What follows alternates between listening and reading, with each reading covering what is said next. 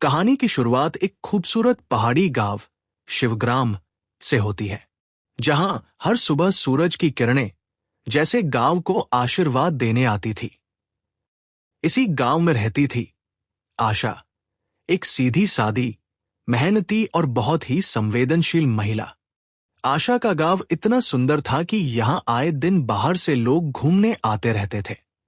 आज भी दो पर्यटक आए, एक लड़का राहुल और एक लड़की प्रियंका। आशा सुबह की प्रार्थना कर ही रही थी, तभी गांव का एक युवक दीपक उसके पास आता है। दीपक की नीयत आशा पर ठीक नहीं थी और आशा हमेशा उससे दूर दूर ही रहती थी। प्रार्थना के बाद आशा नदी किनारे कपड़े धोने जाती है। वही राहुल और प्रियंका उससे काली पहाड़ी का रास्ता पूछते हैं।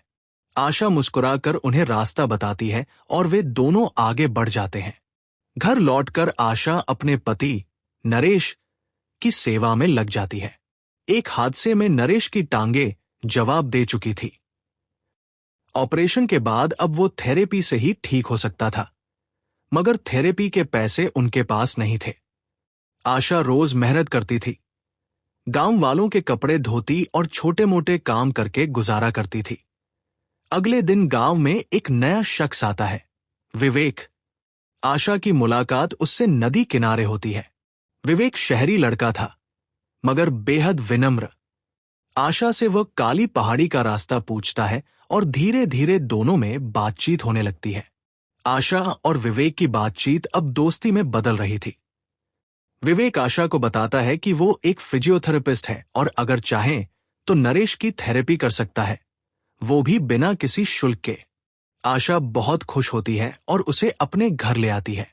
विवेक नरेश की रिपोर्ट देखकर थेरेपी शुरू करता है। कुछ ही दिनों में नरेश थोड़ा थोड़ा चलने लगता है।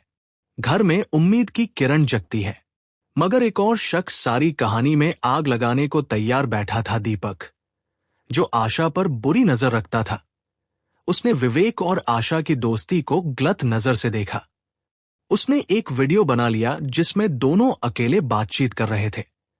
वो वीडियो दिखाकर आशा को ब्लैकमेल करता है और कहता है कि अगर उसका कहा नहीं माना गया तो वो वीडियो नरेश को दिखा देगा। एक दिन दीपक नशे में चूर होकर आशा और विवेक को धमकाने उनके पास पहुंचता है। उसके पास हथियार भी होता है और वो अश्लील हरकत करने की कोशिश करता है। तभी पीछे से कोई उसे पकड़ता है। वो नरेश होता है। नरेश, जो अब थोड़ा बहुत चलने लगा था, अपनी पत्नी की रक्षा करने आता है और दीपक को गिराकर पुलिस को बुला लेता है। विवेक और आशा बहुत शर्मिंदा होते हैं।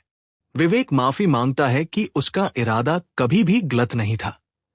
नरेश शांत होकर कहता है, तुम्हारे कारण मैं आज चलने लगा, इसके लिए शुक्रिया, मगर आज के बाद मेरी बीवी से कोई रिश्ता मत रखना।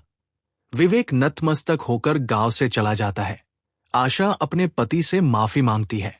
नरेश कहता है, तुमने जो कुछ भी किया वो मेरी हालत की वजह से किया, मगर अब मैं ठीक हो रहा हूं और तुम्हें फिर कभी किसी और के सहारे की जरूरत नहीं पड़ेगी। धीरे धीरे उनका रिश्ता मजबूत होता है। प्यार फिर से लौट आता है और इस बार आशा को कोई प्यास नहीं सताती, सिर्फ सच्चा साथ मिलता है। तो दोस्तों, ये थी एक पहाड़ी गांव की सच्ची भावनाओं से जुड़ी कहानी, जिसमें प्यार था, गलती थी, पश्चाताप था और सबसे ऊपर माफी थी। अगर आपको ये कहानी पसंद आई हो तो हमारे चैनल को सब्सक्राइब करें और ऐसे ही समाज से जुड़ी कहानियों के लिए जुड़े रहें। अगली कहानी तक नमस्कार।